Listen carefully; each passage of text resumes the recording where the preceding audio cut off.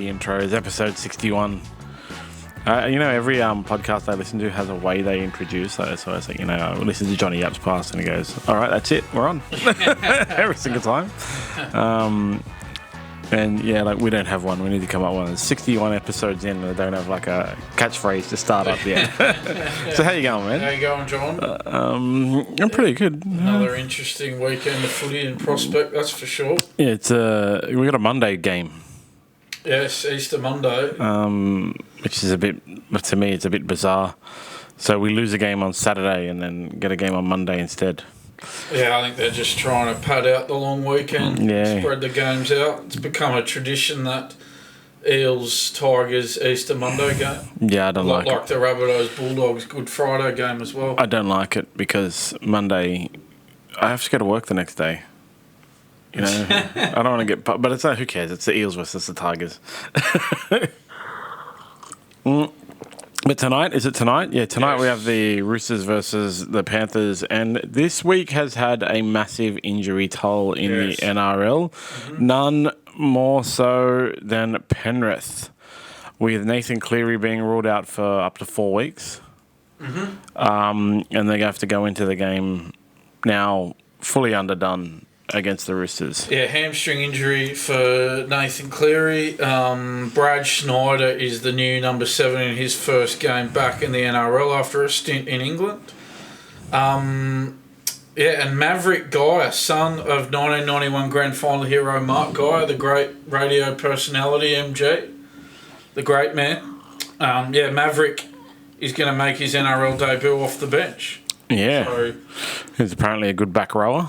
Absolutely. That loss of Nathan Cleary obviously is a huge blow. We were just talking about it before. It's really thrown the odds into disarray.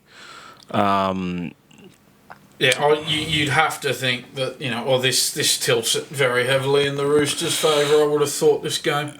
Yeah, the thing with the Panthers, right? They can win anything against all odds, but it's fourth game of the season. It's not a pivotal game.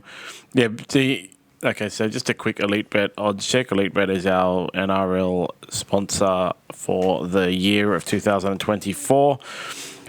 Elite Bet actually has the Roosters at $1.54 with the Panthers at $2.52, which has got to be the biggest odds difference for the Panthers in 3 years. And if you check the fluctuations on smartb.com.au, sign up and you can see the how the odds changed. Beginning of the week, the Roosters were at $2.45, and the Panthers were firm favourites at $1.58. If only we'd got And now they've completely swapped. Interestingly, though. It may not be, even with Cleary out, it may not be completely clear-cut, this result. The Panthers had the wood on the Roosters in 2023, racking up a combined score of 70-10 in 2 big wins, the second of those coming at Allianz Stadium in round 15, with Nathan Cleary sidelined by a hamstring injury. So they put it on the Roosters last year with Cleary not there. So while the Roosters have come right down in the betting... I wouldn't be, having said that, I'm going to tip the Roosters. Don't be silly. But that having been said, I wouldn't say the results are foregone conclusion. Yeah, that's the Sam Walker comes back after Sandon Smith's impressive game last week for the Roosters. And cleared to play after 2 independent doctors appointed by the NRL Chief Medical Officer ruled his Category 1 HIA against the Rabbitohs should have been deemed a Category 2. So there you go. Luke Keary will also be back. He's served an 11-day concussion stand-down period that was suffered in round 2. So there you go there. And, we've been through that Panthers team news. And Michael Jennings is the 18th man for the Roosters. I forgot that guy came back. He looks old. I can only imagine that they've got him on a minimum wage contract and they think they can get something out of him. He looks like he's aged 30 years. The Panthers really have the wood on the Roosters. They've won their last 8 games against them. Wow. Yeah. See, even with the odds, right? On the elite bet, that $2.52 isn't looking so bad. Not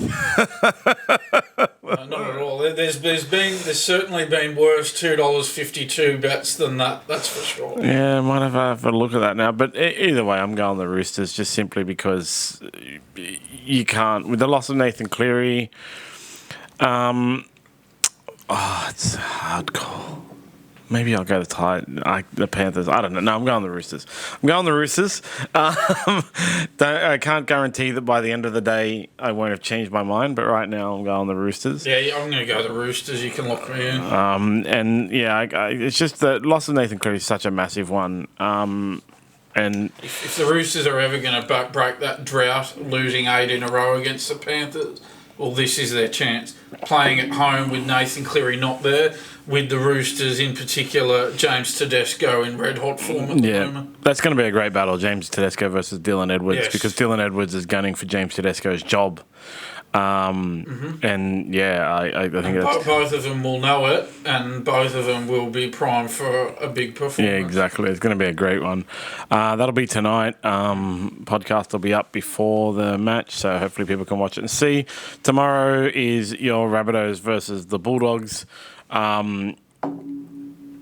This is... I don't know how you're going to spin this one, because you spun a few odd stories last week, right?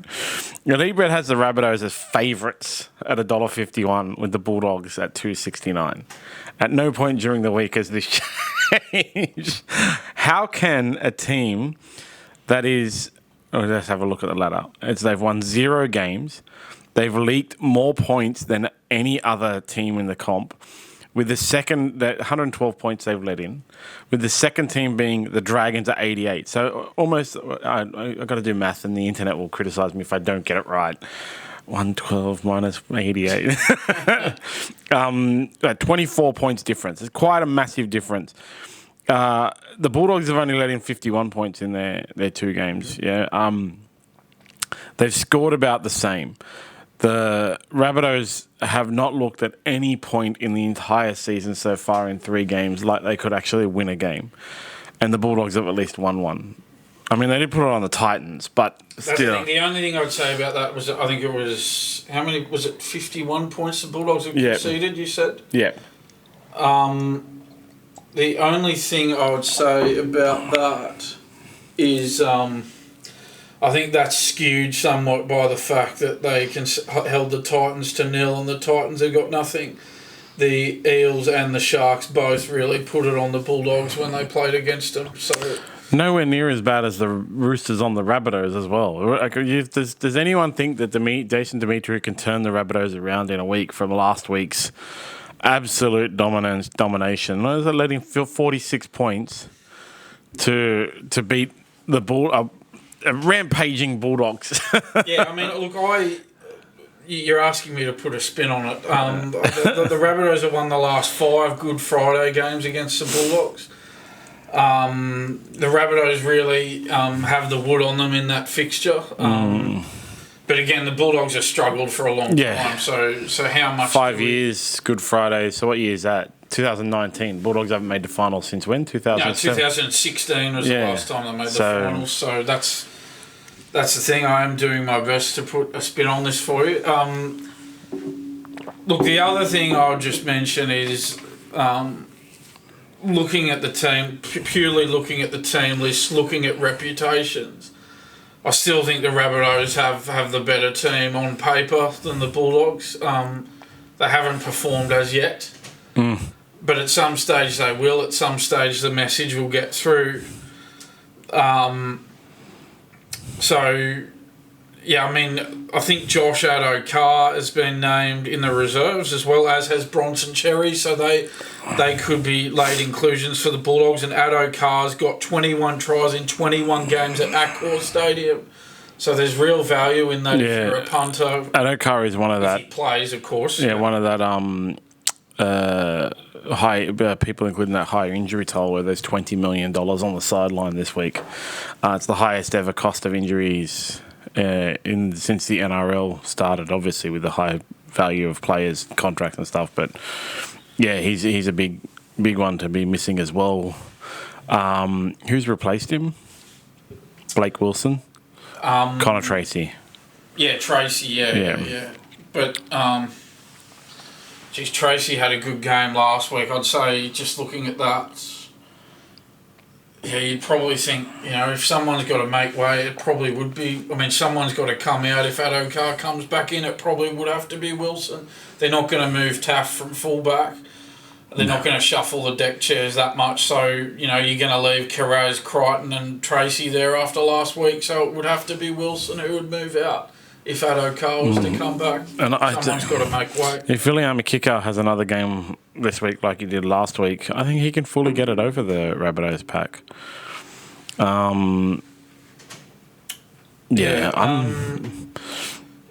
Damien Cook moves to the starting side for the Rabbitohs. They've resisted huge calls to make mass changes.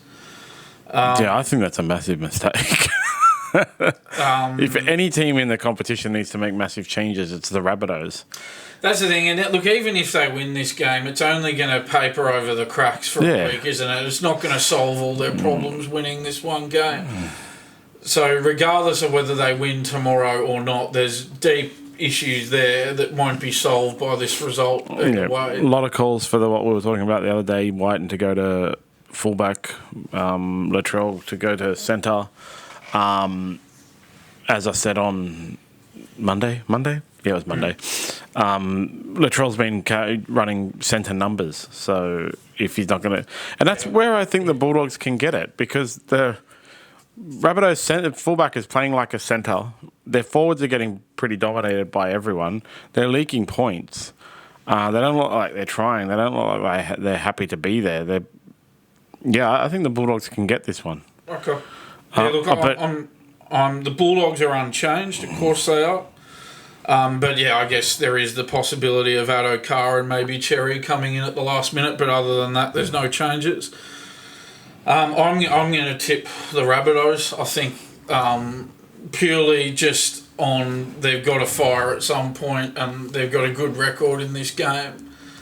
I think they'll get it done, but I don't think it'll be easy for them, and I don't think it's going to solve all their problems, as I said before. My biggest hesitation in tipping the Bulldogs is when was the last time the Bulldogs won 2 in a row? Yeah, well, I've got that for you. The last time was round 2 and 3 last year, so it's basically... There you go. Can they go 3 and 4? 2023 was the last time they... Can they go 3 and 4 this year? Then we have I guess you could say it's the game of the round, actually, the Broncos versus the Cowboys. Odds aren't much different. It's $1.95 to the Broncos to $1.87 to the Cowboys. Cowboys obviously the ladder leaders at the moment, the only team that haven't dropped a game. They've looked like they can attack and they look like they can defend. So it's obvious why the bookmakers have it the way it is. Broncos actually got smashed last week, but it was a lot because of a lot of missing players. That injury to Reece Walsh is really going to hurt him this week. Absolutely. I think out with a facial fracture for 4 to 6 weeks. Yeah. He's been replaced by Tristan Saylor. Skipper Adam Reynolds does return, though, from a knee injury, so Jock Madden makes way for him. Corey Oates, our friend Corey Oates, comes onto the bench for his first NRL game since round 27 last year. But look, who knows what they're going to do? They might make changes at the last minute here. So obviously the Cowboys aren't going to change anything if they don't have to. I think Zach Laybutt returns in the centres after being a late withdrawal last week with an ankle injury. But other than that, they're good to go. The Cowboys are aiming for their first 4-0 start to a season since 2007. Wow. Who won in 2007? Melbourne, but then it was stripped. Yeah, that's right. Yeah. Salary cap cheating. Yep. Selwyn Cobbo for the Broncos has scored 20 tries in his last 19 games at Suncorp Stadium as well. Yeah, that's the closest game of the round, the hardest to call. but I think the odds are so close because of the Broncos' reputation from last year more than where they're at as a team right now. They are they're 2-1. The Broncos. No, 1-2. 1-2. Yeah, 1-2. While the Cowboys are 3-0. Yeah, like with Reese Walsh out, who's their main attacking weapon. Is Payne Haas back? No Payne Haas. Oh, Adam Reynolds is back. He was the one that came back. Yeah, no Payne Haas, no Reece Walsh. I think the Cowboys will get this and they'll get it comfortably. I think the odds are really like belying what the reality of the situation is. Yeah, I'm with you. I'm tipping the Cowboys. You can lock me in for that. And then on to Super Saturday. That's 2/3 super. The St. George are going to get smashed by the Sea Eagles, who are smarting from their last round loss. $1.36 for the Sea Eagles and $3.25 for the Dragons. Nothing the Dragons can do or say can convince really anyone that they're going to win this game. But yeah, there's more. As after this game, after round 4, they'll be discussing the Zach Lomax situation. So there's that in the back of the mind as well. Yeah, can't see them. They did, they put it on the Cowboys for 20 minutes last week, and then fell apart. Cowboys went to plan B and dominated them. I can't see them doing the same to Manly. And Manly have started the season strongly too. 2 wins from 3 games, and that loss was a close one to Parramatta. You could argue they were a bit unlucky too, with a few calls going against them, so they could easily have won that game. And we are, I guess we are sort of expecting Parramatta to be a fairly decent sort of side this year as well. So when you think about all of that, I think it really points in Manly's favour, this result. Yeah, 100%. Bit of team news, of course, Manly no changes to the 17 that lost to the Eels. Why would they change anything? They've been playing really well, even though they narrowly went down. The Dragons have had a number of changes in the pack. Francis Molo's suspension, Jacob Little concussion, and Jaden Sewer quad are all back on deck after missing in round 3. So there's some upside for you. Jack DeBell and Jesse Marshke and Raymond Fatala Mariner all moved to the interchange bench. Hame Saleh is back from a hamstring injury on the bench as well. Okay. It's not going to be a fun time for the Dragons. I mean, their record at Wynn Stadium isn't great either, the Dragons. They've only won one of their last 6 games there, so it's not really... it's not really a happy hunting ground for them. No, it's such a why would you ever go there? It's fully like, I mean, there's guys who sit on their roof and watch it from their roofs across the road from the stadium. But why would you ever pay to go there? It's just that defence really leaking for the Dragons, isn't it? 84 points conceded in their last 2 games. Yeah. Daly Cherry Evans will equal Cliff Lyons' record of 309 appearances for Manly in this game. Oh, wow, that's pretty nice. Yeah, and... should have been at the Titans. Yeah, if you're looking for a try scorer, your man, Michaeli Ravalawa, the Dragons winger, has scored 9 tries in his last 8 games at Wynn Stadium too. Well, he let me down last week. So you're not it was in my multi and he let me down. Obviously going for the Seagulls for that one. Second game of the round for Saturday will be the Titans versus the Dolphins. Again, no one's going to be tipping the Titans in this one. Elite Bet has the Dolphins at $1.71 with the Titans at $2.16. Losing Tino, that's a huge loss for the Titans. Gone for the rest of the year with that season-ending knee injury. Jaden Campbell's been named to return at fullback though, and it looks like David Fafita's a good chance of making his comeback from a pre-season pec injury. He's been included as 18th man. So for the Dolphins, Ray Stone returns from concussion and replaces Jared Wallace on the bench. That's the only change to their 17 that beat up on the Dragons in round 2. And then I think they had a bye last week. Yeah. Look, the change that was made from round 1 to round 2 with the team and stuff like that, the reshuffle was that masterstroke against the Dragons. But now we've got to see how the Dolphins back it up. Beating the Dragons is like beating the Titans. It's not a big thing, but beating the Dragons is like beating the Titans, and the Dolphins already beat the Dragons. So that's the thing. I think that there's 2 games that really stick out for the Titans, just getting thumped by the Dragons and Bulldogs, and we expect both of those our teams, unfortunately, to struggle. The Titans got hammered by those teams. I think that for me, early days, but the Titans look wooden spoon. Yeah, 100%. I think so. The Titans have only won one of their last 4 games at home. The Dolphins won both games against the Titans by 2 points last year, coincidentally. Jermaine Asako scored 10 tries in his last 8 NRL games. And the Titans have only scored 1 try in their opening 2 games as well. We're going to be talking about them a bit later in the section too. Obviously it's the Dolphins for me, and it's Dolphins for you. Yeah, you can lock me in there. Then we travel over to New Zealand on Sunday, and the Warriors will return to Auckland after their good win in Christchurch and play the struggling Knights. $1.38 for the Warriors with Elite Bet and $3.10 for the Knights. I believe that is the longest odds for the round. Yeah, it is. Yeah, it is.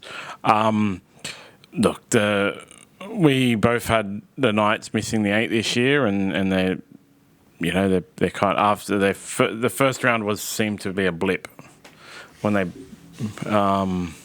They beat Melbourne. No, the second round last week. Last week was Melbourne, was their blip, with the first and second rounds not going good for them. Yeah, we should keep in mind Melbourne were missing their first choice halves combination with no Munster or Jerome Hughes last week, and they only just won at home. Yeah, won by a penalty kick. Yeah, I wouldn't be reading a whole lot into that. Tuivasa-Sheck's been moved to fullback for the Warriors. Yeah, interesting. I suspected that, mate, that there was a chance that would happen once he got a few games under his belt, got a bit of match fitness, that they'd try him out at fullback. Adam Pompey moves into the centres. On the bench, there's 2 big inclusions. Marata Niukore, with a foot injury, set to play his first game of the year, coming back. And Dylan Walker with an ankles back in action as well. Wade Egan got through full training on Wednesday with an elbow injury. He's firming to return as well after suffering that injury back in round 1. Daniel Saifiti's going to start for the Knights with Leo Thompson's 1-game ban. Jack Cogger again, the preferred number 7. Jackson Hastings still back in reserve grade there. Yeah, that's still a bit of a weird one to me. The Knights haven't won in New Zealand since 2019. So. Yeah, it's a hard travel. And yeah, look, the odds just tell that story. It's the longest odds. The Knights are $3 paying $3.10. I'll just point out, but that statistic's a bit. The Warriors didn't play in New Zealand over COVID, so that's true. We need to point that out as well. I can't see the Warriors not. They did lose to the Sharks in New Zealand when they shouldn't have, but I think that was more of a complacency issue over where the Warriors really were at. So I think they should put it on the Knights and show once again that Knights don't belong in the 8. Yeah, and they played really well in that game against Melbourne as well, that they lost in the last minute with Xavier Coates scoring that try, led 26-18 with only 3 minutes to go. So I do think the Warriors will get it done there. Yep, and then our other Sunday game is the Sharks versus the Raiders. With the Sharks, it's at Shark Park, PointsBet Stadium, Toyota Stadium, Cronulla Oval, Caltex Field. The Sharks paying $1.60 to the Raiders $2.38. The Raiders aren't. Where are the Raiders sitting right now? The Raiders were one of the undefeated teams after 2 rounds and then lost last week. Yeah, they're sitting in third spot. Yeah. 2 wins, 1 loss from their 3 games. With the Sharks sitting outside of the 8th at 10th with 2 wins and 1 loss. Because there's a lot of teams on 2 wins and 1 loss. The Sharks have a negative points differential, which puts the West Tigers above them because of that bye. So the ladder position is a little bit misleading. Basically, both of these teams have had 2 wins and 1 loss. Yeah, the ladder. You probably wait until about the end of round 6 to sort of start looking at the ladder fairly seriously. It's because the buys throw it out. The few blip games, especially only 3 rounds in. I think once you played about 5 or 6 games, you got a good sample size of where teams are at. Well, the Tigers gave everybody a blueprint, really. If you've got someone coming out of, someone who's fast off the mark, like Api Coruscant pressuring Nico Hines, you can really throw the Sharks off their game completely. And I think if the Raiders can do that and have someone who can do that, they can get this one. But I don't think the Raiders have anyone in their team that is of that level that's going to be able to pressure Nico Hines all game. Yeah, there are some injury concerns for the Sharks, so that they head into round 4 missing 491 games worth of experience in the middle of the park. Dale Finucane's got a face injury, Royce Hunt a calf, and Toby Rudolph an ankle. They all picked up injuries last week, joining Braden Hamlin-Ueli on the sidelines. He's got a hamstring injury. It means Kale Iro comes in at centre, allowing CSC Fatalakai to go into the second row and Jack Williams to return to the bench. So there's a bit of an issue there for the Sharks. So Corey Horsburgh can't get a look in for the Raiders. He's been listed in the reserves after playing New South Wales Cup last week. Arthur Mariota returns on the bench in place of Emre Gula, who will play New South Wales Cup this weekend. In the back line, James Schiller comes in for a first NRL game of the year on the wing to replace Albert Hopewadi, who sustained minor burns to his right arm in a cooking accident on Monday night, John. Seriously, I think you got to wise up a bit when you're cooking. You don't want to be... It's hard enough to stay injury-free without worrying about getting yourself injured on a barbecue. I wonder how he did that. Maybe he was cooking bacon shirtless, which is one of the rules in the kitchen, never to do. Never cook bacon. Actually, the rule is never cook bacon naked. Seb Chris returns from concussion at centre. And Jordan Rapiner will make his 200th appearance for the club too. Fullback. It's kind of annoying because I'd like to see how the money firms for the Raiders for this game before I would make a final call. But I'm going to have to go. Look, at the beginning of the week, the Raiders were actually much longer odds, like $3, $2.94. And then they've come down to $2.38. I think after the naming of the teams, the Sharks went out a little bit, but only by 12%, 10 cents, something like that. So, yeah, I'll tell you what though, the Raiders' record against the Sharks is very good. They've won 9 of their last 10 against them. So there you go. The Sharks have won 5 of their last 7 games at PointsBet Stadium, though. I mean, that's sort of to be expected. It is their home ground. But that stat, Raiders winning 9 of their last 10 against the Sharks, that one sort of sticks out a bit. That having been said, though, I'm tipping the Sharks. Yeah, me too. That's the thing. Because I got to put myself on the spot right now, I'm tipping the Sharks. Yeah. But I may change it by the end of the day. Because that one's a hard one. Like I said, I'd love to be able to wait until Sunday to actually make my tip, but unfortunately I can't. Then we have the last game of the round, the Eels versus the Tigers. Now, the Eels are paying $1.48 with the Tigers paying $2.70. You would have expected this to be the longest odds, but no. The Tigers have dropped a little bit. They started the week at around 320, 350, something like that. So they've dropped down, 380. So they've dropped down quite a bit. that's because of money, not because of people thinking they'll actually win. I'm sure that's weirdos chucking them in a multi as like their fluke one or whatever. You can't. The Eels are running hot. They've only had that one loss. That big blow, that injury to Mitchell Moses, they were out for up to 2 months with a fractured foot. That's a huge loss for them. The Tigers obviously put it on the Sharks last week off the back of some Api Coruscant magic. So now the Eels missing their 7, and Dylan Brown moves to 7. Mitch Moses plays 7, right? Yeah, Mitch Moses plays 7. Yeah, so that means Blaze Talangi has been thrust into the hot seat at 5/8 as well. So. And there are some injury concerns over Bryce Cartwright, who's the Eels' best player. I was wrong about. I know there's some injury concerns out of him, like he might not play even. But still, the Tigers are the Tigers. Yeah, and I mean, Parramatta get Micah Sevo back from suspension as well. So there's some tries. So that means Bailey Simonson's left in the reserves. With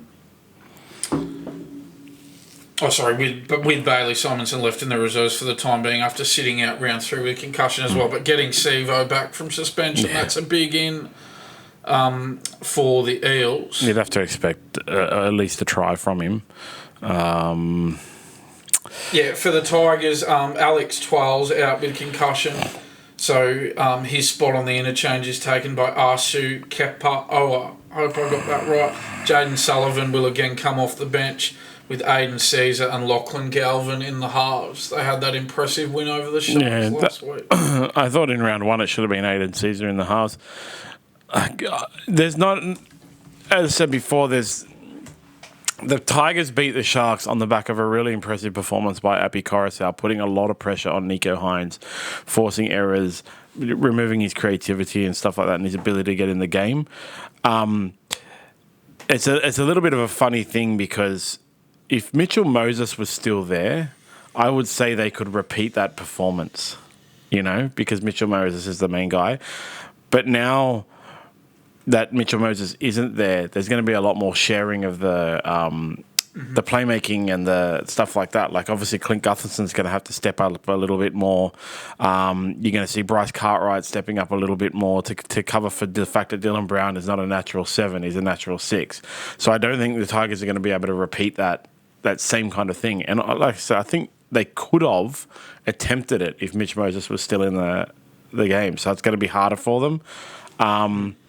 And so, I can't. I think the Eels will get this. It's at Combank Stadium, right? It is, and at that ground, again, this is no real surprise because they've struggled everywhere. But the West Tigers have won only one of their last 5 at the venue, whereas the Eels have a much better record at the ground. They've won 9 of their last 11 there. And they didn't even play very well last year as well. So yeah, exactly. Yeah, and Micah Sevo, if you're looking for a try scorer, a flutter, has 8 tries in 8 games. So that. Against the West Tigers, so that return from suspension is well timed. Yeah. The Tigers are looking for back-to-back wins for the first time since round 10 last year. Again, no real surprise there. Yeah, I'm going the Eels.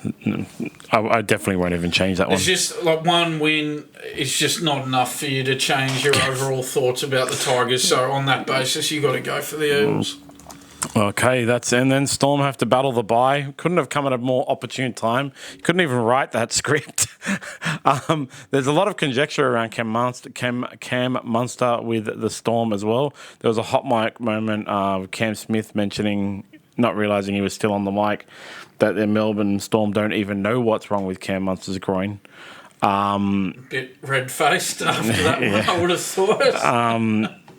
Yeah, like I've talked about it before, groin injuries they can take a long time to heal. And when your groin is injured, you can't get power, you can't step, you can't run fast, And it gets in your head as well, doesn't it? You wonder when it's going to go again. Yeah, and then it won't go away. And you'll be fine for a couple of days, and then you'll get out of bed, and it will go back to how it was 3 days ago. And so, like I Cam Munster may be out for a little while here, or he could come back next week. But yeah, as I said, the bye couldn't have come at a better time for them. Yeah, that's our previews for the round, and on to the Rugby League news around the grounds. We're going to start off with, honestly, guys, it's just our opinion. There's been a lot of conjecture about Leichhardt after last week's game in the news, with funding not being awarded and no chance of upgrades. And so for honestly, guys, it's just our opinion. We're going to be asking ourselves, should the West Tigers stay at Leichhardt Oval? How many games a year do they play there? I think it went up last year, right? I believe, I think I saw a line that said it's something like 5 of their 12, I believe. No, it's gone up this year. Last year, was one of the announcements. Yeah, I've got the line here. The Tigers will play 5 of their 12 home games this season at Leichhardt. Yeah, it was 4 last year and it went up this year. That was one of the things that like Benji Marshall wanted to do and all that kind of stuff. So 5 games a year is actually quite a lot. Given that one of your away games, they'll always have a regional away game. Like basically every team does that now. I don't know if it's Magic Round this year, but they might have Magic Round. You might have Magic Round. So usually it's about 10 games at your home game, your actual home ground per year for each club. So you're kind of looking at like the Tigers playing 50% of their like full hardcore actual home game choices at Leichhardt. That said, I've been to Leichhardt. It's terrible. I went there once and swore to never go again. It was the worst rugby league experience I've ever had. And I was in a box. But it wasn't a box. It was like an open air. Yeah. I just had a wall around me with a few guys, and they had an esky over in the corner for me to take my drinks out of. And then a guy came around with meat pies. And I've been in the best of the best boxes before, and that was like a shocker. Like I was like, what?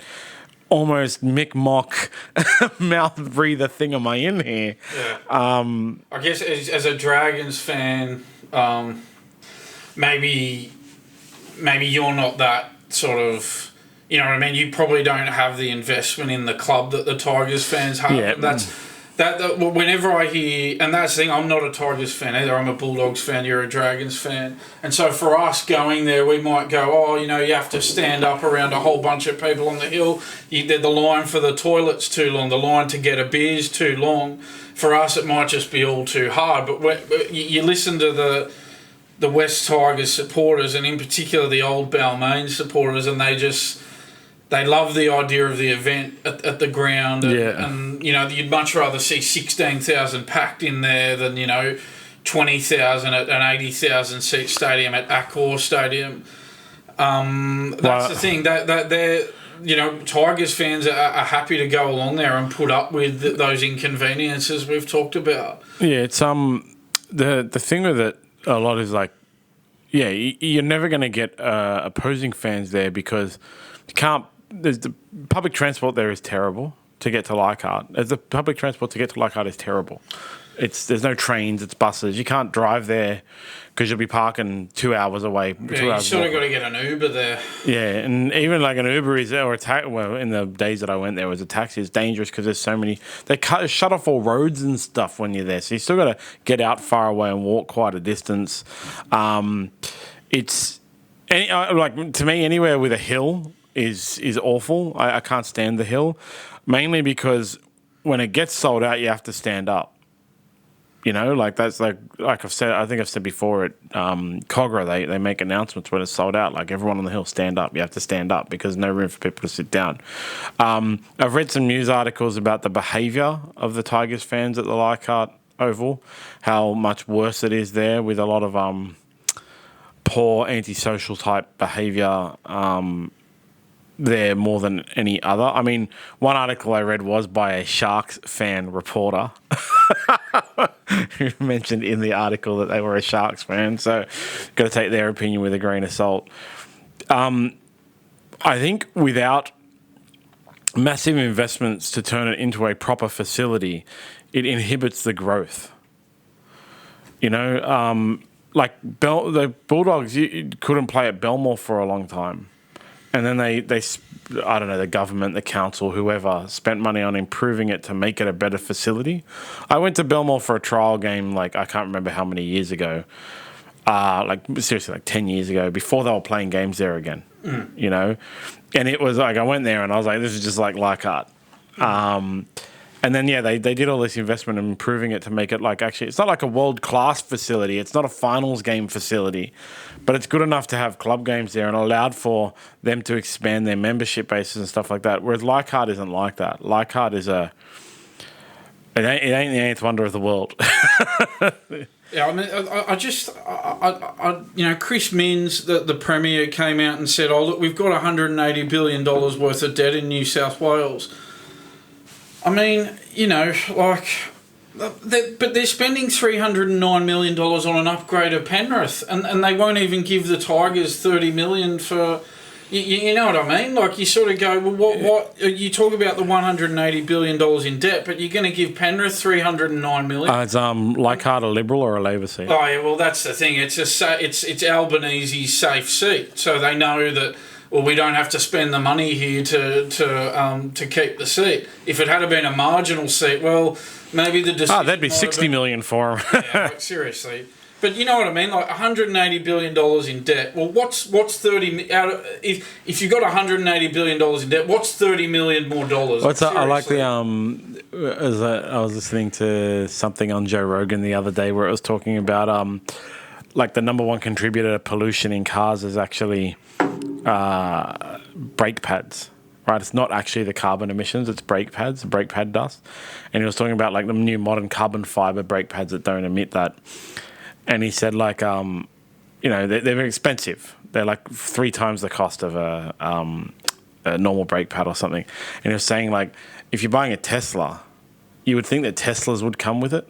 Because even though they're like $3,000 instead of $500, you're spending $130,000 on a car anyway. And it's exactly what you're talking about. Yeah. You're $180 billion in debt. Yeah. You just chuck another $30 million on there.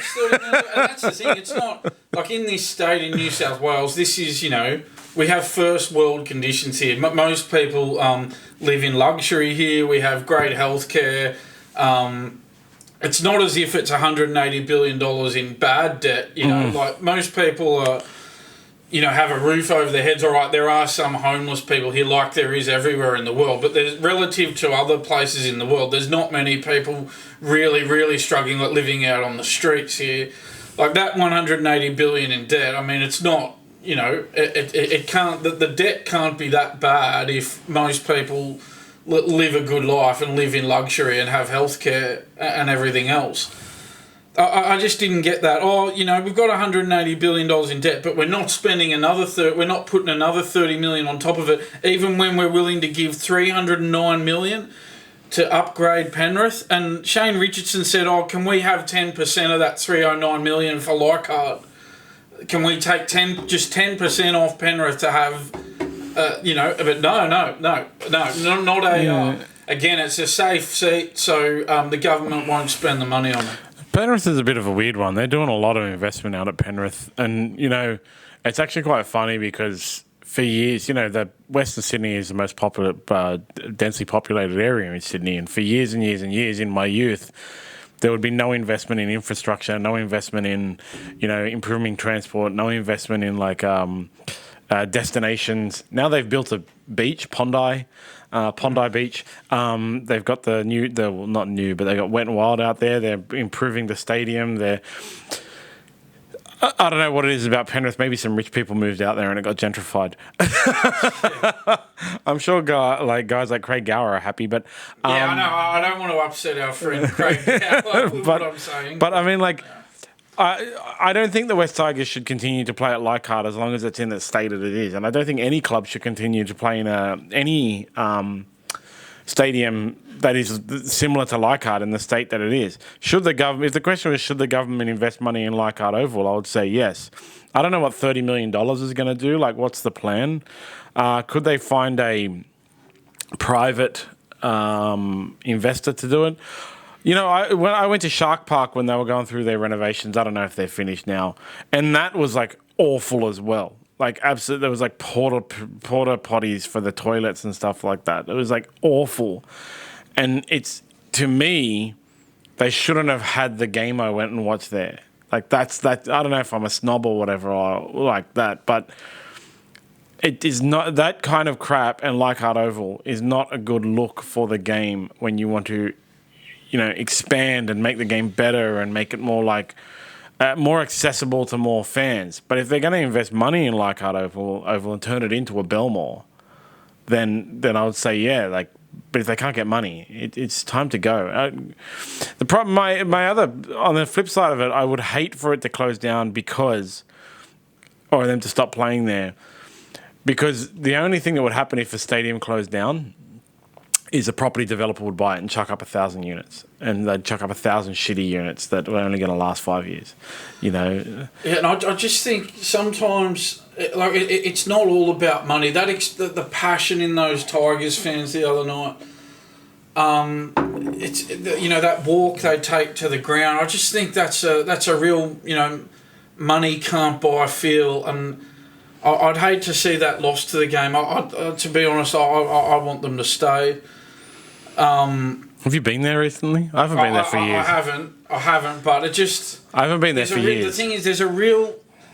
Tigers fans, they're funny supporters. Like a lot of the time you feel like that they don't care, but then there's other times where you feel like they're the most passionate supporters in the game, more so than any other club.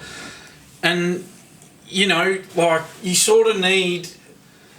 You need a lot to sort of get them interested a lot of the time, but they, Well, look at their club. I know, but they are really passionate about their club, and that they turn up. Like, what if they go to Accor Stadium? It's called now. So that stadium's got no soul. Or just Shane Richardson wants to go. No, I know the financial incentive is there to go to that ground, but. Or are we going to put another team at that ground and have another team get 15,000 in an 80,000 seat stadium? No, I don't think anyone should play club games at Accor. I think that's the worst game. But I sort of think, to be honest, I would like to see Allianz Stadium used by more clubs. The Tigers could play games there. The Bulldogs could play. To me, that's a better alternative. No, both of those clubs should play at Parramatta. Yeah, over Accor. I mean, over Allianz, actually. Now the Parramatta... Have you been to Parramatta? Parramatta is fantastic. It's better than... I haven't been to CommBank. No. Yeah, that's what it's called, CommBank. I drive past it every day. It's better than Allianz, actually. But I think it's even better than Allianz since Allianz has been upgraded. I like CommBank way better. There are still other options, though, that over Accor.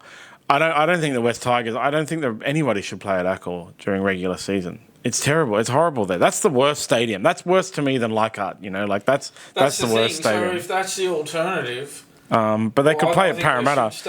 And then the West Tigers also play out of Campbelltown. I don't know what that's like. Yeah, I've never been to Campbelltown. It's too far away. It is pretty far.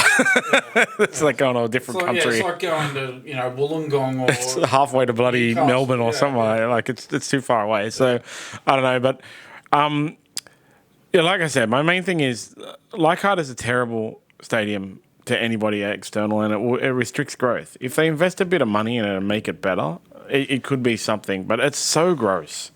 I haven't been there for a while, but I can't imagine it's gotten better.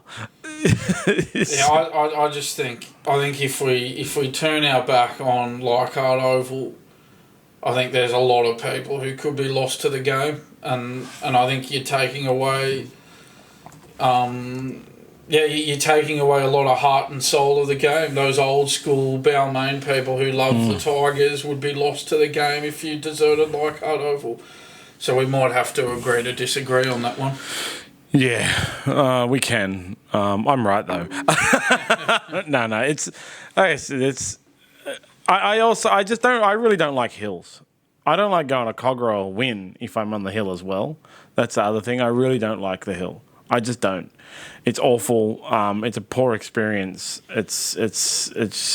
I know there's all the passion and everything for being on the hill, but I hate the fact you have to stand up. And it's not because I'm lazy. It's a poor experience, There's a lot of those fans who went to Leichhardt the other night who, if you played at Accor Stadium, they would not even think about going to the game. Every stadium is like that. Every club is like that. Well, there was a few years ago where Manly Stadium was falling apart and had basically sand on the thing, and they were saying they should abandon that. And all it took was a small investment of money to make it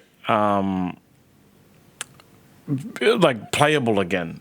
Not, like I said, not a world quality stadium. You're not going to play Olympic games there and stuff, but it's good enough for club rugby league. And like, I might have to go out to Leichhardt again to like just confirm 100% because I haven't been there for years. But when I was there, my impression was this is not even good enough for club rugby league. Like it's so crappy. Yeah, like the Wynn Stadium and Cogra Oki Jubilee. It's been Oki Jubilee in like 10 years, but Oki Jubilee, they also weren't really that good either. And that's mainly my main problem with it all. Like, the government won't give them any money. It's the government that's got to fix stadiums. There's all this talk about, like, maybe the NRL could buy the stadium. What the hell does the NRL want? West Tigers say they won't buy it because there's no money. I love the line. There's no money in owning a stadium. Just ask Cronulla. Like, but that Chris Minns line, give me a break. If it was in your political interest to win that seat, you'd be forking out. Yeah, I hate that so much. That was, and then we got $180 billion in debt, but we won't spend $30 million more on an upgrade. Like, don't pretend that you care about the $180 billion in debt. Yeah. If it was in your political interest to spend the money, you'd be spending the money. I hate that so much. So give me a break, Chris Minns. So Gladys Berejiklian had all the sports issues. No government does the sports well, and they always just use it as a way to swing seats that they want. So, yeah, like it's just our opinion, but Dan thinks they should stay there. I think they should only stay there if they can actually improve the stadium to be more of a better experience. Yeah, that's honestly, guys, it's just our opinion. I got to note down that we finished at 10:22 a.m. so the producers can find it in the video. On continuing on with the West Tigers, Steve Roach and Benny Elias have hit out at the West Tigers after continually being snubbed by the club. I think it was Steve Roach was talking about how other clubs invite him to things, like Parramatta's invited him to this game on Monday. Parramatta's invited him, and I think he said Newcastle officials had invited him to a game between the Tigers and the Knights. But I think he said the only time he'd been invited by the Tigers to anything was to help with their pathways. So he sort of felt as if, they were just using him. You know, it wasn't as if to acknowledge him as a past grade of Balmain. It was more to use him to help with their pathways. Yeah, look, that's terrible. Clubs should take care of their legends, but means forget everything I just said. It is terrible. The West Tigers are a different animal now. Okay, they're trying to clean up everything historically. And historically, one of the biggest issues around the West Tigers is how much their legends, their ex-staff, everybody off the field who's not involved with the club criticises them in the media. They take everything to the media over the West Tigers, and it just brings the West Tigers down. The entire management, coaching staff, board, everything has changed at the West Tigers now, and maybe they just haven't got up to, like, what are we doing? They got a lot of stuff to fix. What are we doing to take care of our former greats? That maybe they haven't gotten up to that.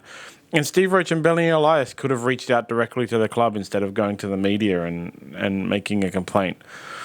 And I think that would have been a better way to handle that kind of thing. Because, yeah, like I can understand Lee Hadjibentalis and Justin Pascoe didn't invite me to things. They're not there anymore. They're gone. So maybe you'll get invited as soon as... Shane Richardson's the interim CEO.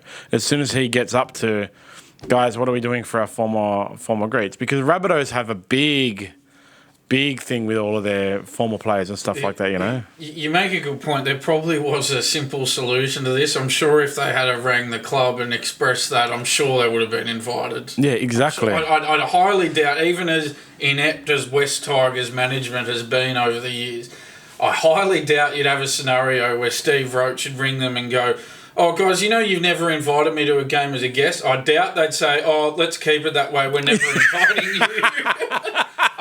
That's the conversation. I'm pretty sure they'd be like, "Oh, sorry about that, Steve. We'll have you at our next home game." Or that's what I mean. And that's one of the biggest issues with the Tigers for the past 15 years has been everything plays out in the media. Everything. Every single negative thing, somebody will go straight to the news artist. So, like, we did it in the off season. We were joking about how, like, the West Tigers keep giving us new things every week. What one of the improvements that the current management team need to make is trying to stop that. And ex-players and former players and stuff like that, continuing that media bashing is not going to help. I'm sure Shane Richardson's happy to reach out to them today and go like, dude, sorry, man. Like, it wasn't us. Yeah, and that's the thing. I mean, it goes both ways as well. I mean, the club, I think, the club would want to have better relations with their past legends. Yeah. But the past legends have to have good relations with their former club as well, rather than trashing them in the media. Exactly. So, yeah, you make a fair point there. I really, the West Tigers are one of those team that is basically everyone's second team, And it seems to me that it's everyone's second team out of pity. Because you can't not, wish that they weren't so pathetic. And they get to a certain point where you think, they had a good win on the weekend. They're in the news over Leichhardt Oval and they want to stay there, and their fans are all passionate, and the club's on the way up, and the management's better, and they've replaced that board that was so horrible. Here we go again. Ex-players are trashing them in the media. They're a rude club that doesn't invite me to games. And that's the thing. If they do get invited to games now, are they really going to feel that good about it? I mean, it will have only happened because they've had a whinge about it in the media. Is that how they operate? What, whinge their way into getting invited to a game? I mean, you go to a Bulldogs game, there's dozens of ex-players. You go to Bulldogs events, they're all over the place. I think this fact that it is a merged club now, it's changed the dynamic. I don't think they view themselves as Old Wests or Old Balmain. Yeah. They view themselves as the West Tigers, who've only been in existence since the year 2000. That's the thing. That's their mentality. Yeah, they're not Old Wests or Old Balmain. You go to a Dragons game, there's dozens of Dragons and Steelers people there, But I think the difference with the Dragons is, again, you're a Dragons fan, I'm not. But when I think of I think that the St George and Illawarra merger is overwhelmingly St George dominated. You don't think about St George Illawarra as a merged club. But you just don't. Whereas with the West Tigers, it is a lot more of a 50-50. Well, that's one of the things they need to clean up. And these guys, I keep saying, these guys bagging them in the news. I know, and in the news articles, I was talking about Tommy Radonicus doesn't get to go to didn't get invited and things like that. Like all these ex-players who played for, he played for West. Magpies. Tommy Radonicus played for the Magpies. There was talk about how Wayne Pearce, the old Balmain legend, hasn't been invited. Paul Sirenen as well hasn't been invited. At least those players, and Noel Kelly as well. But at least those players haven't had they haven't gone public. Yeah. They haven't had a win. My only thing is, why couldn't you wait a year? And that's the thing. And I know they've had Benny Elias and Steve Roach. I know they're legends of Balmain, right? But getting invited as a guest, that's a privilege. And I know other clubs. I know it's weird how Parramatta are inviting them and Newcastle invited them. But it's a privilege to be invited to that. Is that really something you can get on your microphone on TV and have a whinge about? Apparently. Yeah, they couldn't even wait 1 year to start doing this again. And that's why, you could have waited until next year and said, mate, even under the new management, I would have had more acceptance for the whinge, actually. But the fact that, the West Tigers are going well, they had 1 week of going really well. Everything was going well for them, okay? They had that really good win against the Sharks, who is a tough opponent. They had a great thing at Leichhardt. There's all this stuff in the media about Leichhardt Oval, and non-Tigers fans who never go there, like you, are fully in support of them staying there, promoting and propping up the Tigers, and then their ex-players have to come out and let's shut that down. Tigers are a bunch of bastards who don't invite us to games. You make a good point. So they have a win, and then all we get all week is, we want more money for Leichhardt Oval, and we want to get invited to more games. Dude, just enjoy your win. You don't get many of them. Enjoy them when they happen. Let it go for at least a week before you start whining. Anyway, so that's the thing. Like I said, if this was next year, I would have said, man, my opinion would have been different, because I would have said, man, why hasn't Shane Richardson sorted this out in the last year? My opinion would have been I know before Shane Richardson was there and all the new board, those guys, they were a basket case. But the West Tigers have cleaned up a lot over the course of 2024. Why in 2025 have they not gotten around to working out their former greats program? Because that's what it's all about, the clubs have programs that do this. That's the point to make about this. This could have been one quiet phone call from Blocker to Shane Richardson, and this gets sorted out. Yeah. And now, if we do see Blocker as a special guest at Tigers games, everyone's just going to go, "Well, you're only there because you had a whinge about it on TV." Again, he could have just rang him. Yeah. And it would. I'm sure Shane Richardson's a very sharp and smart operator. I'm sure he would have sorted it out privately very swiftly. My guess would be it would have been a matter of, mate, I'm so sorry. As you know, we've just taken over. And so, we're trying to sort all this out. Let's get you to the game on the weekend. And then we're going to look at, in the future, working out how we're going to manage all these former greats from the West Magpies and from the Tigers. And, the thing is, he might...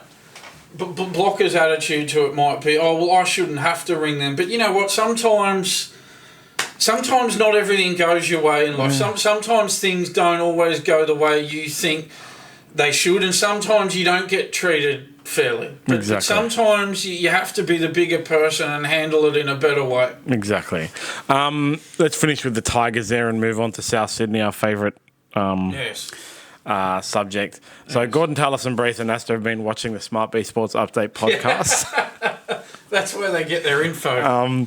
And they completely agree that Latrell needs to change position and Rabbitohs need to stop doing highlight reel play. I like the way they use highlight reel plays. Yeah, it was a quote from James Graham actually that they should.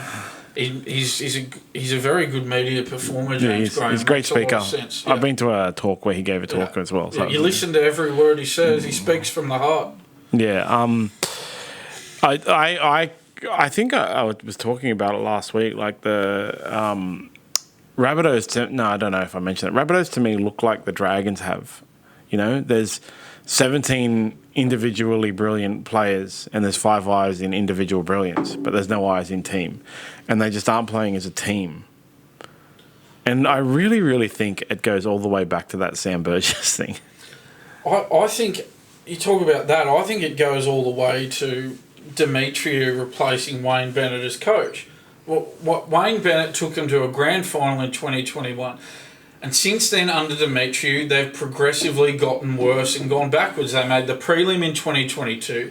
And then in 2023, I've said it a million times, they finished 9th after leading the competition after 11 rounds somehow. And now in 2024, I know we're only 3 games in, but they're stone cold last. They keep getting worse and worse under Demetriou. And this is a thing, I know I've said a lot about Latrell Mitchell on this podcast, but under Wayne Bennett in 2021, Latrell played 17 games that season. He didn't finish the season. That hit on Joey Manu. He got suspended. But in 17 games he played, they won 14 and lost 3. He scored 13 tries in 17 games that season. That's easily the most tries he's had in a season at South. So when Wayne Bennett was the coach, he was getting the best out of Latrell. Since Wayne Bennett's left, Demetriou hasn't been able to control him, and now all hell's broken loose. Yeah, that's what I mean. Demetriou is the main issue at South. Yeah, that's what I mean when I say that's what Sam Burgess was talking about. Since Demetriou's taken over, he's shown favouritism to Latrell Mitchell and Cody Walker was the other one. Yes, and they've just fallen down. I always think that Latrell Mitchell's best position is centre. I think a lot of players move to certain positions, and because they're big personalities, they get moved there. And because they're such good players, they're able to move to be there and command that presence. Like I always thought Greg Inglis's best position was 5'8". He won a Clive Churchill medal at 5'8", and he wanted to be a fullback. Right, he was in a bunch of teams that had like other superstar players, and so fullback was his best position. He was never going to get fullback at Melbourne, and when he went to Roosters, he got fullback. I always thought Israel Adesanya's best position was the wing, but he's a good enough footballer that he can move to centre and still look really good. Folau? Israel Folau, Israel Adesanya. Israel Adesanya's best position is UFC. Israel Folau's best position is the wing. Yeah. And I think Latrell Mitchell's best position is the centre. But he's potentially such a good player that he can cover for it and still be an exceptional fullback in club football. And that's why he doesn't ever get rep fullback position, you know? He'll move back to the centre as a rep player. So the positional change for Latrell Mitchell, I think, should be the drive should be more about the fact that that's actually his individual best position. Jack Whiten's best position is fullback or 5'8", I think, and he gets shunted to the centre by every team he's in. Yeah, I think the issue with Latrell is more, you know, him being focused on the job. Yeah, that's what I was going to say. Even position. Moving him there isn't going to change the fact that the problem with the Rabbitohs is not Latrell Mitchell's position. It goes all the way back to what Sam Burgess is talking about. Yes. Since Jason Demetriou took over, he hasn't been able to control those guys. They're getting preferential treatment. The other players are not invested in it. No matter how much they say, the fact that they keep having to say it shows they're not. That's how rugby league works. Your coach has 100% full support means the coach is getting sacked next week, you know? The other player, no matter what, they've had issues in the video room with Cam Murray yelling at Latrell. They've had Latrell Mitchell not trying, and that comes to coaching. And the highlight reel plays is like that thing I was talking about a few weeks ago. And remember the Titans. All of those players are sitting there going, like, no matter how much you go to them, Latrell Mitchell or whoever, their captain, Cam Murray's the captain, right? Can go to them and say, like, man, like you got all the God-given talent in the world, but you're not running plays properly. Every single player can justifiably say, man, look at everyone else. Everyone is here for themselves. I'm here for me. And so I'm just going to keep doing me, and I'm going to keep... Because every one of the players isn't playing really poorly. They're just playing individually. And in a team sport, you can't play individually. So ditching the highlight reel plays will also do nothing because the coach needs to get the team to play as a team. Yeah, I just feel like... if you're saying that switching Latrell to the centres is going to solve all their problems, you're not addressing the elephant in the room. You're ignoring the elephant in the room. Exactly. All that's doing is putting Latrell Mitchell in his natural best position. That doesn't change the fact that the team is broken. The whole team is broken. Not on the field. Well, it is broken on the field, but it's not broken on the field. It's the root cause of the problem. Is like, I think that Buy's coming up. Demetriou is gone. Yeah, I think their two biggest problems are, firstly, deciding to let Adam Reynolds go at the end of 2021. I think that's proven to be a really poor recruitment mistake on their part. And I also think the decision to let Wayne Bennett go as coach, I don't agree with it. Why would you have replaced Demetriou, who had no first-grade coaching experience? Why would you have replaced Wayne Bennett with Demetriou, who has no first-grade had no first-grade coaching? Speaking from experience, that's what Wayne Bennett does to every team he leaves. Yeah, he does, but but now, that's the thing. Now there's even talk that Bennett could come back, and you go, well, why did he leave in the first place then? Too much money from the Dolphins. I think the NRL was also participated in getting Wayne Bennett to go to the Dolphins, you know. Yeah. As a foundation probably, club. But I mean, Sam Burgess got Dom Young over the line at the Rabbitohs. He was going to go there, and then once they parted ways with Burgess, they decided not to pursue the Dom Young deal. That's some really poor recruitment decision-making. Who's making the decisions there? You've really got to put that under scrutiny. Dom Young was the top try scorer in the league. That's terrible. And then you go and watch last week, the Roosters versus Dom Young. Yeah, look what happened, right? Every try was up Dom. Yeah. Talk about having egg on your face, eh? Remember that time that you let Sam Burgess go, so you missed out on me? Here. Yeah, I think the Rabbitohs roast will continue, and I think, as I said, Jason Demetriou will get sacked in that bye round, and then they'll get a caretaker coach in, whoever the assistant coach is in, and then they'll heavily pursue Sam Burgess for next year. Wayne Bennett's not going to go because he's going to be given a big job in Queensland with the Dolphins or QRL or whatever, something like that. Onto the Titans. Cam Smith has had some words about the Titans, slamming them, and then it's all around the fact that there's some news reports and rumours saying that Dave Fafita's leaving the club. So the Titans have two good players. Well, no, okay, they have 30 good players, but they have 2 superstar players, both forwards, Big Tino, and David Fafita.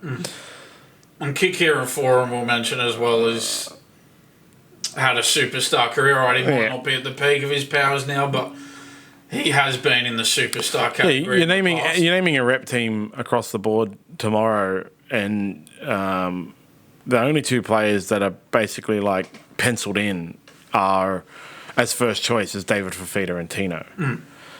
Kieran Foran would probably be 3rd or 4th choice for a New Zealand 5/8. He's not at his best. Yeah. And if the Titans are letting David Fafita go, well, who knows with Dez Hasler? I just think that the Titans are a team you look at and you go, there's very few players here who would get a gig at other clubs. And that's where you go, right, well, this club's...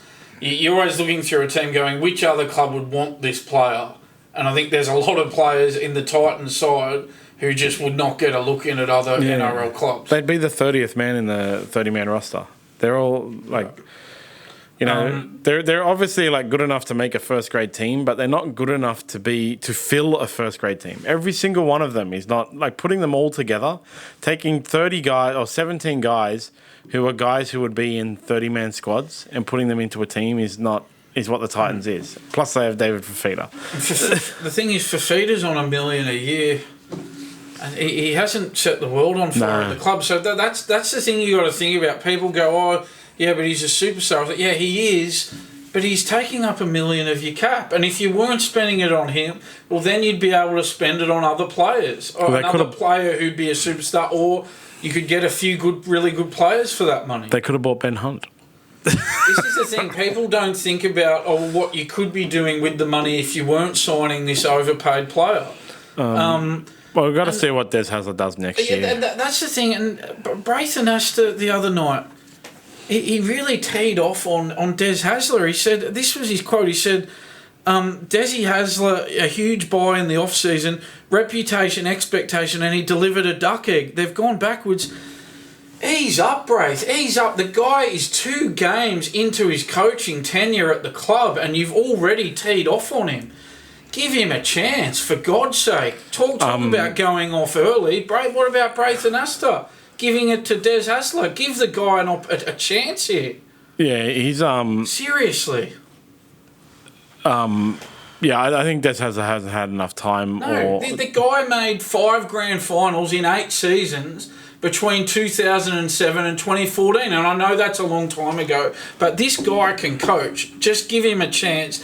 And he will do something for you. He will. Absolutely. He's a smart coach. He's still one of the best coaches in the game. I think there's a lot at the time. Well, he didn't have a chance. What was I going to look up? Like the gains and losses for 2024. All right, we went through it. We both expected them to miss the 8. We expected Dez Hasler to do something. And I think by the end of the year, you'll find Dez Hasler. He's currently rebuilding on the fly. 2 games in, and he's saying he's delivered a duck egg. Give the guy a chance. So it is. Honestly. Oops. Wrong button.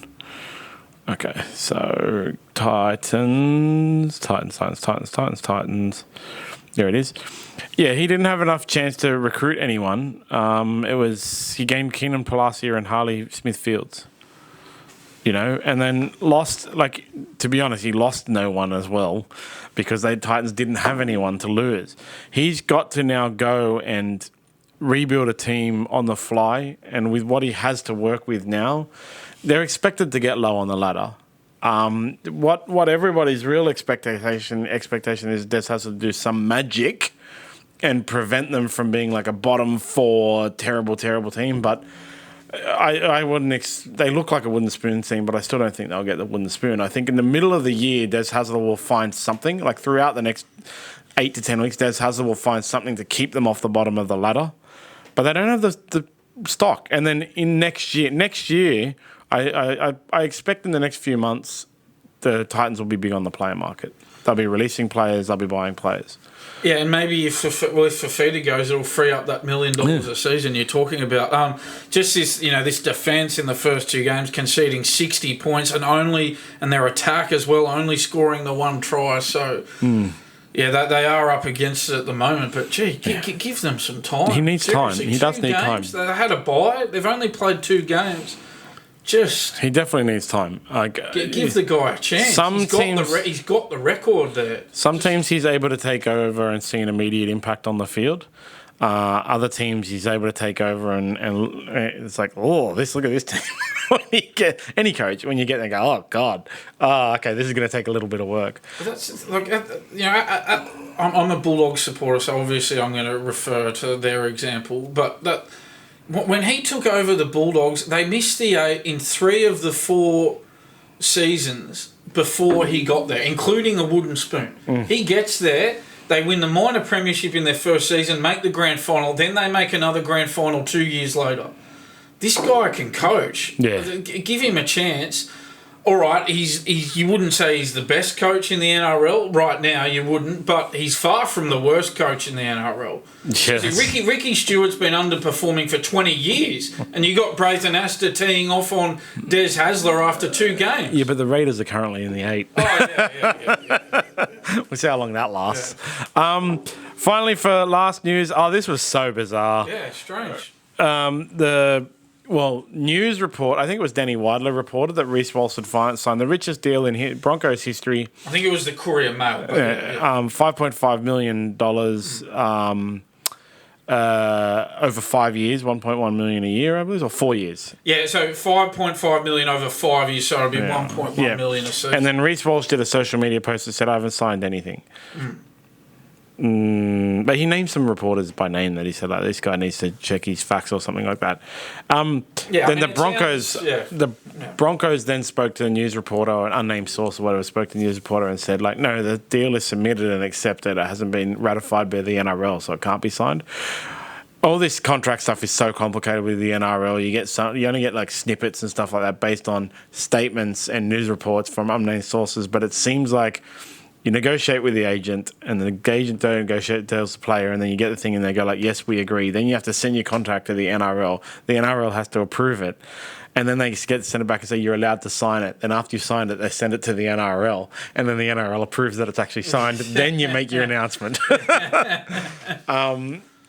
I would expect that Reece Walsh signs with the Broncos. He's fielding offers of up to $1.3 million from other clubs. Every other club in the NRL would want him, but there's the $1.1 million to $1.3 million isn't enough of a difference to make someone uproot their. He's got a young family, uproot their entire lives to move. If someone came up to him and said $1.5 million, you'd probably see change. But no one has $1.5 million to pay one player. His post was, don't believe everything you read, no deal has been signed.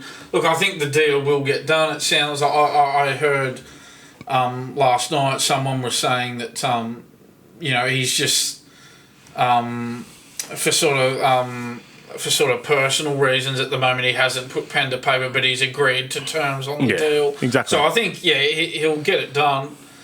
I don't know if you're the Broncos, I don't think you'd really want him saying that, posting that. But anyway, it's not the biggest Kids today say everything on social media, and the teams can't control them. That's it for the NRL for the week. We've got 4 days of football coming up. Onto other sports news, a little bit of AFL. Yeah.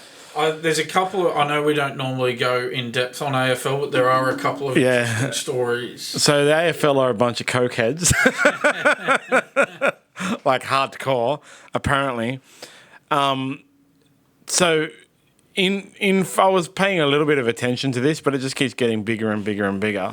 In federal parliament, it was mentioned or discussed that the AFL covers up players using illegal drugs, like cocaine, mainly cocaine. It was Andrew Wilkie, the independent MP, said it under parliamentary privilege. Yeah, you'd have to say something like that under parliamentary privilege. Yeah. So Wilkie aired allegations of prevalent drug abuse in the AFL and off-the-books drug testing of players at Dorovich Pathology in Heidelberg, which he said was, quote, facilitated by the former chief medical officer of the AFL, Peter Harcourt. Mr. Wilkie said that players testing positive for illicit drugs were often asked to fake injuries to cover up their result.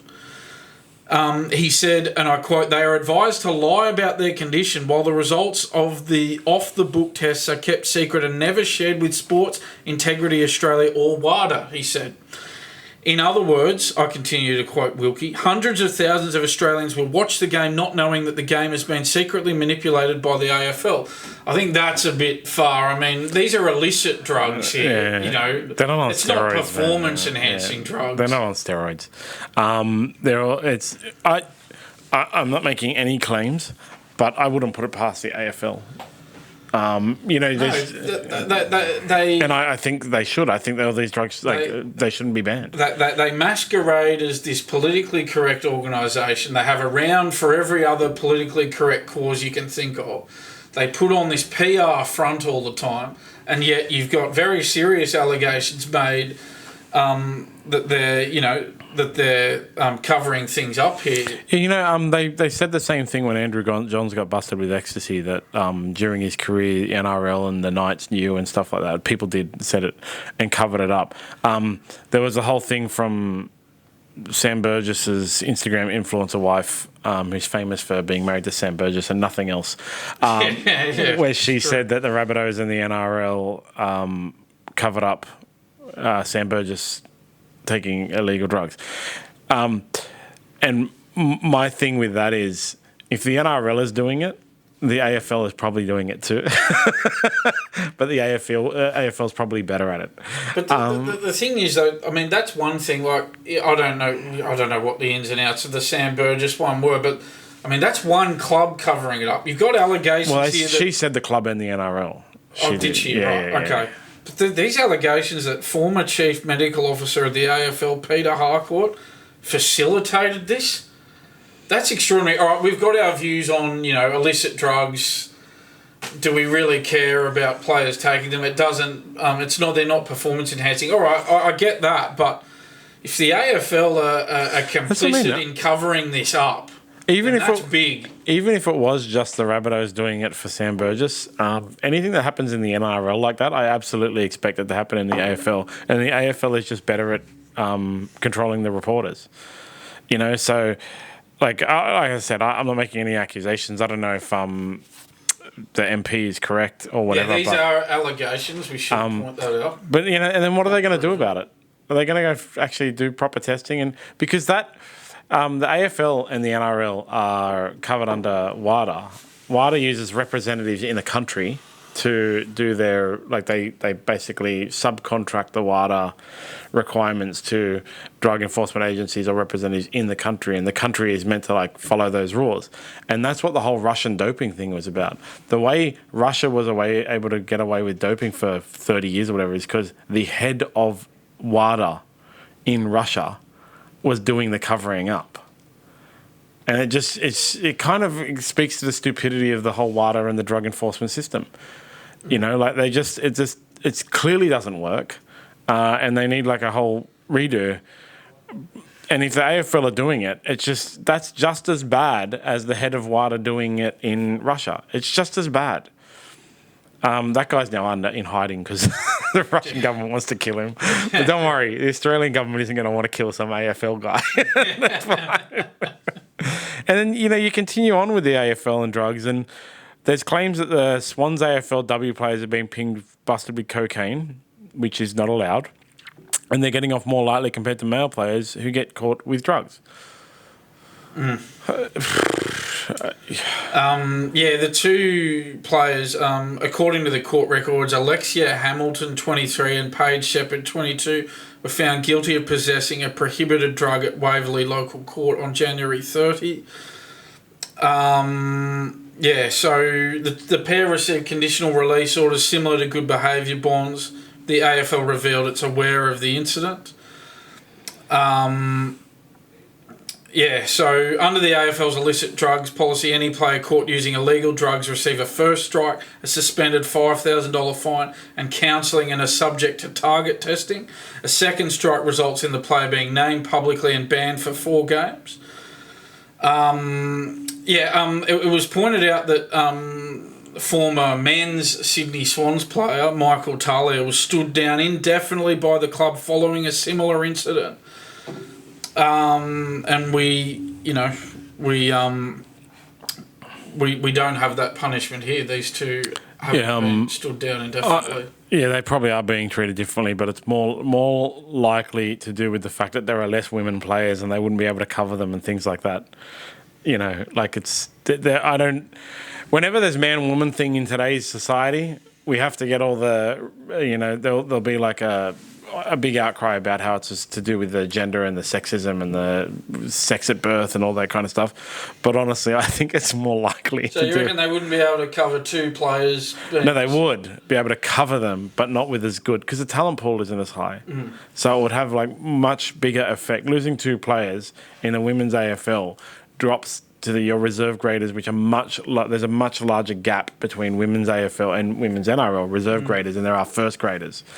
And in the men's game, there's less of a gap between your reserve graders and your first graders. So they would definitely, and it's not. But what I'm saying is not because it's their women. It's because more likely they shouldn't be getting different treatment, but it's less likely that it's because they're women than it is because, like, dude, if we lose two players at the same time, we'd have to cover them with Jill the Uber driver and Sally the Coles worker. Women's AFL doesn't have full-time squads and stuff, Yeah, I mean, they still committed the offences, though. Yeah, I mean, for such a morally upstanding code who love to be morally superior typical on every AFL issue,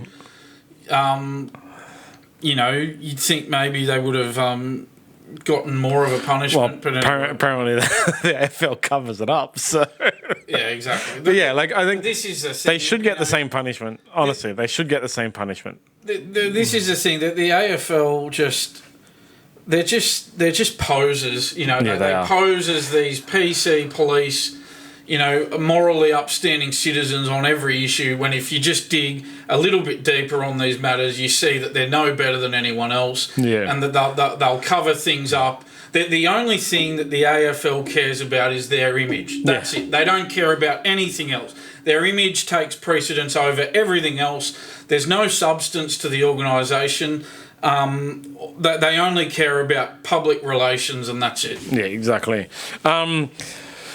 Yeah, absolutely ridiculous. As I said, they should get the same punishment, but I don't think they're not getting the same punishment because they're women. I think it's just because, and meanwhile, I'm a Celebrity, Get Me Out of Here has started. It's one of the most popular shows in Australia. Do you watch it? No.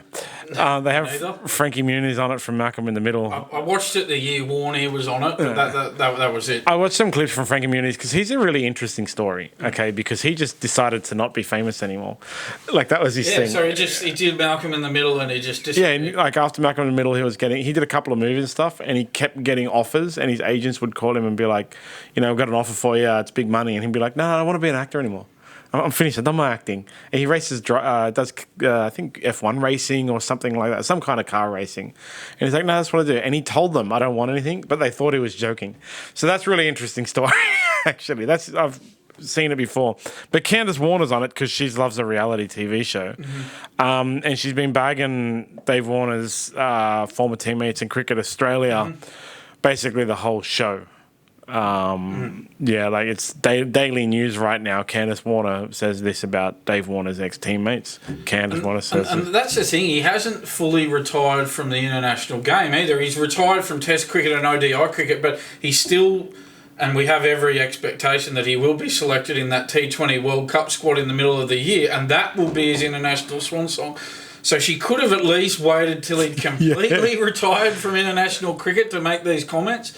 And this is the thing, like Candice Warner's saying that, but obviously she checked with him first if she could say all this stuff publicly. But she obviously hasn't gone on and said this without his permission. So one of the things that I've seen she said was like, and one of the best things about my husband is that he doesn't let it affect him, and he never responds.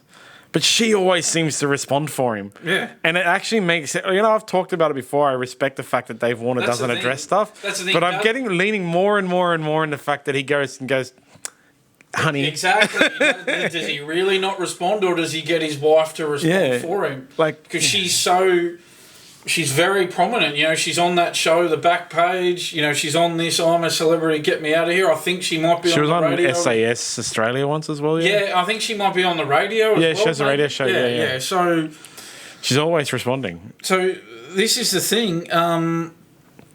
So it's because some other another person on the show said, "Oh my gosh, are you saying that's how he's been burnt by his teammates?" That was the quote.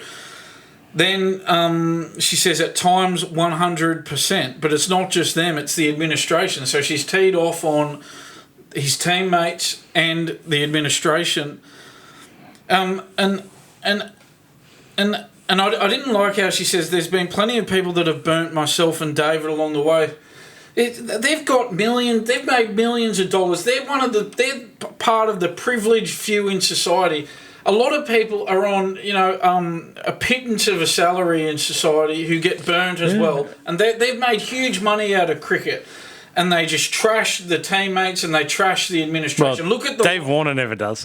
Yeah, but look at the life cricket has given her and her husband, and she just trashes. Yeah, Dave Warner never says anything, but it's so suspect to me now. Like I was an avid Dave Warner defender, and I was always like, I don't know why people bag him so much. He never responds, but it's just like every week now. It seems like whatever controversies there is, Candice Warner's on there bagging Cricket Australia, bagging the team, bagging the teammates, bagging the captains, bagging everyone, and it's like, dude, Davey boy, are you putting her up to this? Because surely if you don't want to respond, you'd rein it in and you'd say, like, sweetie, can you stop doing that? I don't care. Don't go out and tell people I don't care and then air our pillow talk. That's the thing. She's done it. You mentioned she's done it continuously.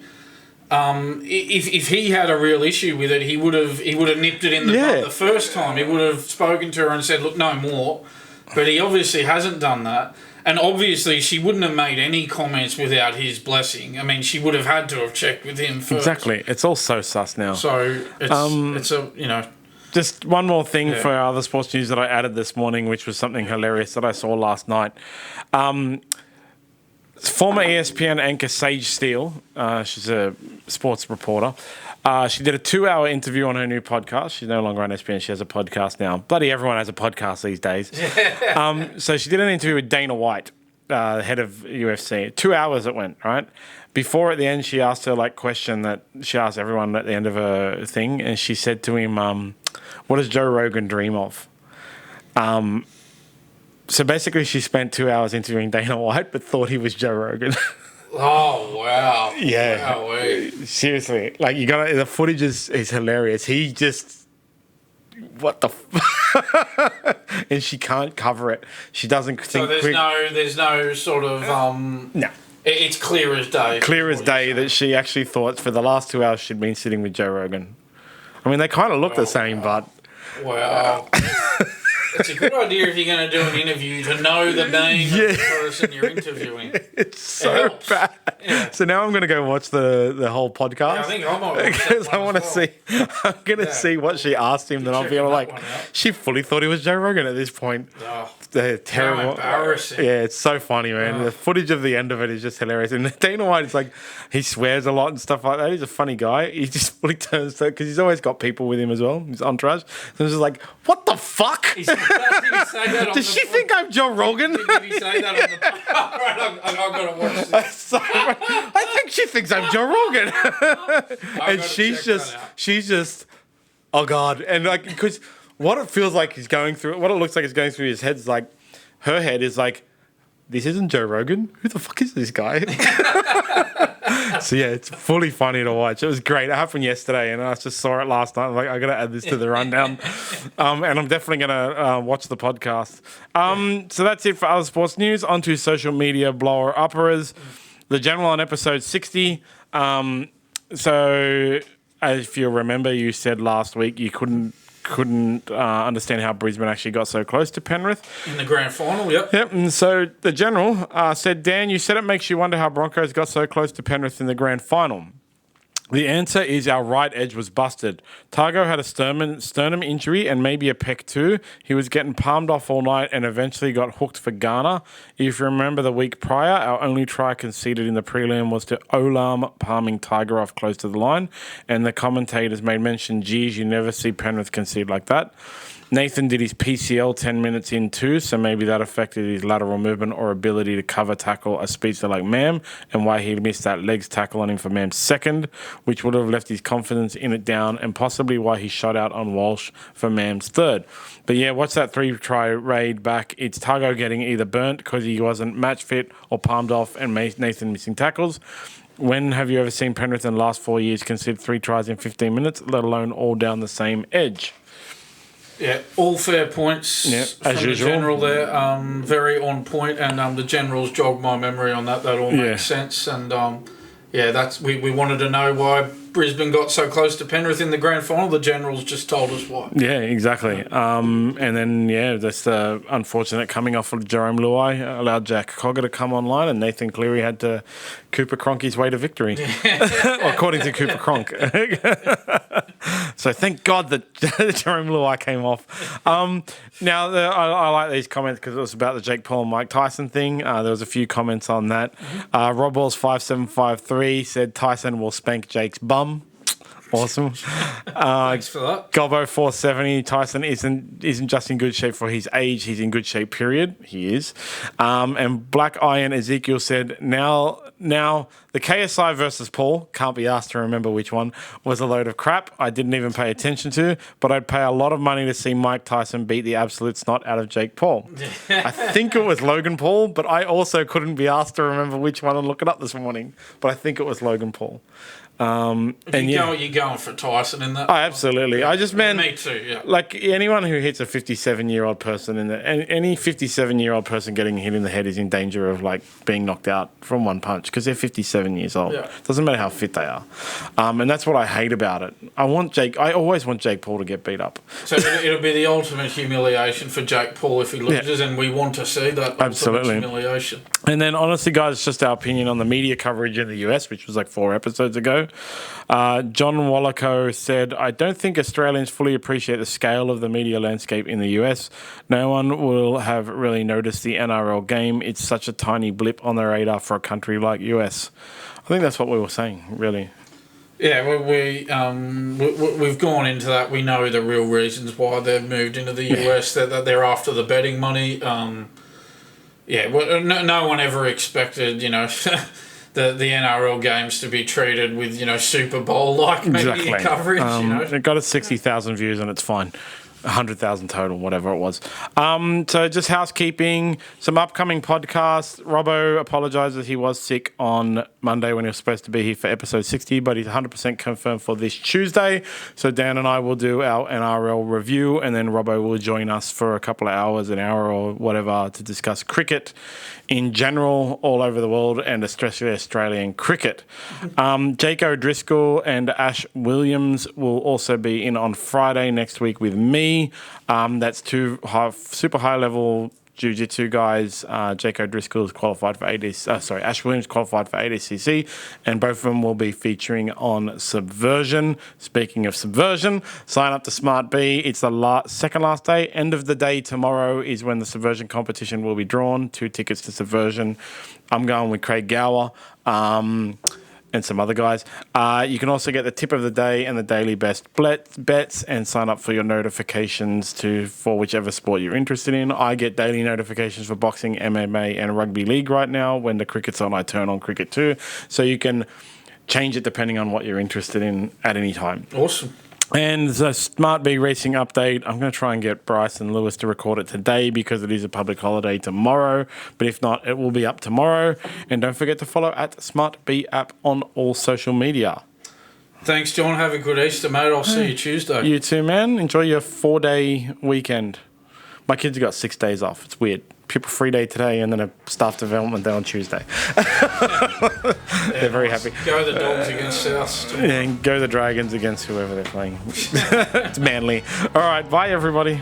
Bye, producer no one.